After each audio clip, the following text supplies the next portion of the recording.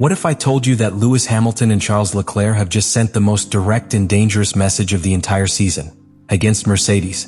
Because yes, Ferrari got a podium in China, but what was really important was not the result, but what came after. Hamilton made it clear.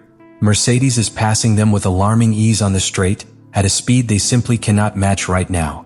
And Leclerc, far from hiding the reality, confirmed it from within. Ferrari is not yet ready to win. So the big question is inevitable. The 2026 Chinese Grand Prix was not just another race. It was the exact point where Ferrari was forced to look in the mirror and accept an uncomfortable reality. Because while on the outside we could see a positive result, even hopeful with Hamilton's first podium dressed in red, on the inside the feeling was completely different. It wasn't a total celebration.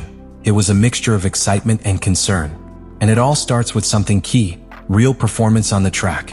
Hamilton, who had been undergoing an intense adaptation process since arriving at Ferrari, finally began to feel comfortable with the car. He showed it in every battle, in every wheel-to-wheel duel, in a race that he himself defined as one of the best of his entire life in Formula One. And this is not a minor detail. When a 7-time world champion reaches that level of sensation, it means that the car has a real competitive basis. Ferrari is not lost. Ferrari has something to fight with. But this is where the first big break in the story appears. Because in the midst of that competitiveness, of that equality in the duels, Hamilton detects the most critical problem of all: the difference in speed on the straight line compared to Mercedes. We are not talking about small details, we are talking about inevitable overtaking, a superiority that becomes evident in key moments of the race. This is where Ferrari loses ground, where all the effort in cornering and fine handling vanishes in a matter of seconds. And that type of weakness is not solved with piloting, it is solved with engineering. And while Hamilton delivers this message with the authority of his experience, Leclerc brings an even deeper layer to the analysis. Because he doesn't just talk about the car, he also talks about himself. He recognizes that he was not at the level during the weekend, that Hamilton did a better job with the same material, and that within Ferrari is a very powerful message. There are no excuses. There is no external narrative. There is a clear reality. Even when one of the drivers performs at their best, the car is still not enough to beat the best. This brings us to the most important point of the entire event. Ferrari already understands perfectly where the problem is. It's not a lack of talent, it's not a lack of chemistry between drivers, it's not a lack of motivation. It is a technical issue focused mainly on the power unit and the efficiency of the assembly. Mercedes has made a leap that Ferrari has not yet been able to replicate, especially in race conditions, where that difference is amplified lap after lap. And this is where the true tension of the story is born. Because for the first time in a long time, Ferrari has everything lined up, except the final car. They have Hamilton motivated, they have Leclerc committed, they have a competitive base. But they still do not have the necessary tool to achieve the objective that they themselves have declared without fear: beating Mercedes. And this is where Hamilton and Leclerc raise the tone of the message. Because they are no longer describing what happened in China, they are marking what has to happen from now on. Both agree on something that within Ferrari sounds almost like a demand. The team has to take a significant leap if it really wants to win. Not competing, not fighting for podiums, winning. Hamilton, with all the experience he has fighting against dominant structures, quickly identifies it. He knows how to recognize when a team has the foundation of a champion, and when it still needs that last step. And in this case, his diagnosis is very clear. Ferrari has potential, but that potential is incomplete. Because while Mercedes has managed to optimize its package in the new 2026 era, especially in the hybrid part and engine efficiency, Ferrari remains one step behind in the most determining aspect of all. And this completely changes the focus of the championship. Because it's no longer just about evolving the car, it's about closing a gap that another team has already exploited to the maximum. Mercedes is not only fast, it is efficient, constant, and, above all, relentless in the race. That difference is not seen so much in one lap, but in long runs is where Ferrari inevitably begins to give ground. Leclerc, for his part, reinforces this pressure from another, perhaps cruder angle. He recognizes that Ferrari, in the overall picture, is behind Mercedes and also other leading teams. And this is key because it eliminates any type of artificial optimistic narrative. Ferrari is not dominating. Ferrari is chasing. And when you're in that position, every detail counts, every improvement is critical, and every mistake pays double. But this is where the act becomes even more interesting. Because this pressure is not negative, it is quite the opposite. It is a pressure that comes from within, from two pilots who are completely aligned and who believe in the project. Hamilton isn't questioning Ferrari, he's pushing Ferrari. Leclerc is not justifying results. He is demanding evolution. And this brings us to the real turning point. Ferrari can no longer hide. You can no longer talk about process, adaptation, or long-term construction. Because when your own drivers openly say that the goal is to beat Mercedes, you are changing the rules of the game internally.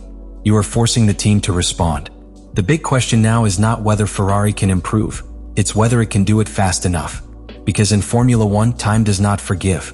And while Ferrari works to close that gap, Mercedes continues to advance, continues to optimize, continues to consolidate its advantage. And this is where the story becomes most tense, because the message has already been sent. The intention is clear. The objective is defined. But the question remains completely open. Will Ferrari arrive in time to turn that ambition into real victories? Or will this message end up becoming an impossible pressure to sustain? Hamilton and Leclerc's message is no longer just a declaration of intent. It is a red line. Because when both drivers openly say that they want to beat Mercedes, they are raising the bar to a level where there is no longer room for half measures. Either Ferrari makes that leap, or the project begins to become evident in front of the entire grid. And the problem is that time is against them. Because while Ferrari works on improving that power unit, on closing that gap in top speed and efficiency, Mercedes is not going to sit still. Mercedes already understood this new 2026 era before anyone else. It already optimized its package, and now it is in the most dangerous phase of all, consolidation. That is, while Ferrari tries to catch up, Mercedes can begin to dominate.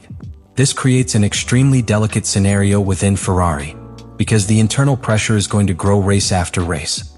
Every weekend without a win won't simply be a result. It will be a confirmation that they are still behind. And when you have a driver like Hamilton who has built his career winning, and a Leclerc who no longer wants promises but results, that pressure transforms into urgency. But here comes the most critical point of all. Ferrari is not only playing races, it is playing the narrative of the entire season. Because if they manage to react, if they find that technical leap, China's message will become the beginning of a historic comeback. It will be the exact moment where Ferrari changed course and went after Mercedes without fear. But if they don't succeed, that same message can turn against them. It can become proof that they knew what the problem was, and still couldn't fix it. And in Formula One, that weighs more than any defeat. Because in the end, it all comes down to one thing. Ferrari has already exposed itself. He has already said publicly what his objective is. He has already pointed directly to the rival to beat. And now there is no turning back. The next time they go out on the track, it will no longer be just another race. It will be the first real response to that challenge that Hamilton and Leclerc launched to the world. Beat Mercedes? Or accept that, for now, they are still one step behind. Because after everything Hamilton and Leclerc have said, there is no longer room for doubt within the team. Ferrari knows exactly what it has to improve, it knows where it is losing against Mercedes, and above all, it knows it cannot afford to fail. But this is where the biggest problem of all appears. In Formula One, the solutions are not immediate. Developing a more efficient power unit, finding more top speed without compromising the rest of the car, optimizing race performance. All of this requires time, testing, evolution. And while Ferrari works on that process, each weekend becomes a constant countdown. Because Mercedes is already at that point where it doesn't need to change radically, it just needs to maintain its advantage. And this is where the pressure begins to transform into something much more dangerous. It's no longer just external pressure from the media or fans, it's internal pressure. It is the pressure of having raised expectations, of having said publicly that the objective is to beat them. Every engineer, every strategic decision, every improvement that arrives or does not arrive, will be conditioned by that message. Hamilton knows this better than anyone. You've experienced these types of situations before. He knows that when a team is close but not close enough, the margin between success and frustration is minimal. And that is why his speech is not casual. He is trying to accelerate that process, push Ferrari to react faster than normal. Leclerc, on the other hand, represents the other side of the story. The one with urgency. That of a pilot who has already spent years on the project, who has seen promises, evolutions, improvements, but who now needs real results. And when both profiles agree on the same message, what you have is not just ambition. It is a total demand. But this is where everything becomes even more uncertain. Because there is one factor that Ferrari cannot control: Mercedes' reaction. If Mercedes interprets this message as a real threat, it can respond by further accelerating its development, closing any door Ferrari tries to open. And in that scenario, the distance is not only maintained, it can even be expanded. So we come to the most critical point of the entire story. Ferrari not only has to improve, it has to do better and faster than the best team on the grid. And that, in modern Formula One, is probably the most difficult challenge that exists. Hamilton and Leclerc have done something that very few drivers dare to do publicly: point directly to the rival they want to beat, and commit to defeating them. They have not talked about progress, they have not talked about adaptation, they have not talked about patience. They have talked about winning. And when you put that goal on the table, you completely change the narrative of your season. Because from this moment on, every Ferrari race will no longer be analyzed by whether they are improving, but by whether they are close enough to Mercedes to fulfill that promise. Every straight line where they lose speed, every battle where they can't defend themselves, every opportunity that slips away, will be a reminder of what they said in China. But at the same time, this is the biggest plus point that Ferrari has. Because rarely have we seen two drivers so aligned, so aware of the problem, and so determined to push the team forward. Hamilton brings the experience of having defeated dominant structures. Leclerc brings the pressure of someone who no longer wants to wait any longer. And together they have turned a weakness into a clear objective. Now everything depends on one thing: Ferrari's reaction.